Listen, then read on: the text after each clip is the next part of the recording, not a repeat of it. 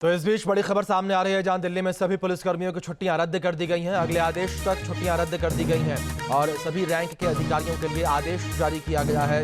दिल्ली में सुरक्षा व्यवस्था को मजबूत बनाए रखने के लिए यह फैसला लिया गया।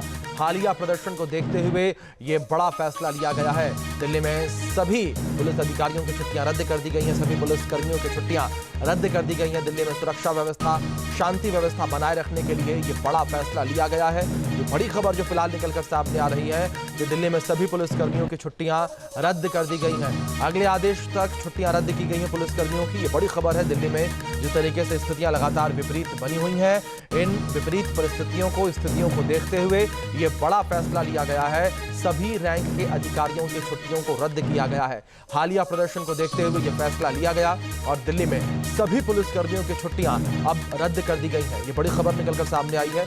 हमारे सहयोगी सैयद आमिर जुड़ गए हैं, रुक करेंगे इन्फॉर्मेशन के लिए उनका। आमिर, क्या जानकारियां सामने आ रही हैं, किस तरीके से यह पूरा आदेश जारी किया गया?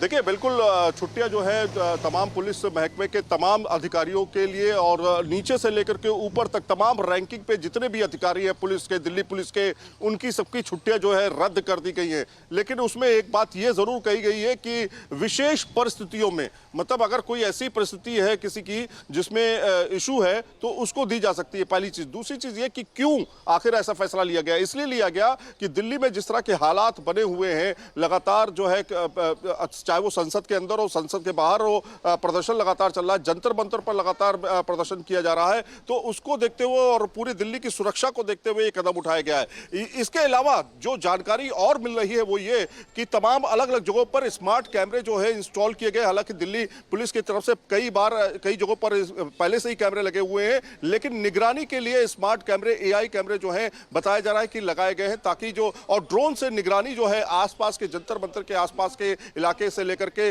तमाम जगहों की जा रही है। तो ये बिल्कुल साफ संदेश है एक तरह से दिल्ली पुलिस की तरफ से कि भाई इस तरह की परिस्थिति में जब जगह जगह प्रदर्शन हो रहे हैं और दिल्ली पहुंचने की उम्मीद भी कई छात्रों की कई जगहों से आपने देखा कि चाहे वो पटना हो या फिर लखनऊ हो, अलग अलग जगहों से मूवमेंट हो रहा है ट्रेन के जरिए, तो उसके ऊपर भी नजर रखी जा रही है। रेलवे भी खास तौर पर इस पर नजर रखे हुए है कि जो दिल्ली पहुंचने वाले लोग हैं खासतौर पर क्या वो प्रदर्शन में आ रहे हैं, बाकायदा उनकी जानकारी ली जा रही है। तो दिल्ली पुलिस जो है पूरी तरीके से आश्वस्त है, खासतौर पे इसको सुरक्षा को लेकर के पूरी तरीके से तैयारी में है और कहीं ना कहीं जो छुट्टियां थी वो पूरी तरीके से कैंसिल की गई है। अगले जंतर मंतर को लेकर करें तो वहां पर फिलहाल मौजूदा समय में क्या स्थितियां बनी हुई हैं, क्योंकि दूसरी ओर सरकार से बातचीत भी होनी है और सोनम वांगचुक ने अपना अनशन खत्म कर दिया है।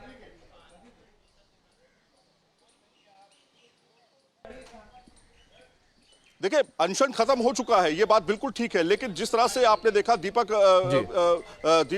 का जो मैसेज था अभिजीत दीप के से, उसमें साफ तौर पे उन्होंने कहा कि अभी जो जब तक उनकी मांग पूरी नहीं होती है, यानी प्रदर्शन जिस लिए शुरू किया गया था, जिसमें कहा गया था कि जब तक जो धर्मेंद्र प्रधान साहब का, शिक्षा मंत्री का इस्तीफा नहीं होता तब तक वो मानेंगे नहीं, तो वो उसी पर अटके हुए हैं। लेकिन ये जरूर है कि 12:30 बजे के बाद जो बैठक होनी है, मीटिंग होनी है सीजेपी की सरकार के साथ में, उसके बाद ये तय हो पाएगा, यानी आज तय हो पाएगा कि बिल्कुल आमिर, जाहिर तौर पर अब देखना यही होगा कि जब 12:30 बजे सरकार के साथ मुलाकात होगी, इस मुलाकात में किन बिंदुओं पर सहमति बनती है और सहमति के बाद क्या स्थितियां बनती हैं इस पूरे आंदोलन को लेकर, प्रदर्शन को लेकर। बहुत शुक्रिया जुड़ने के लिए, जानकारियों के लिए।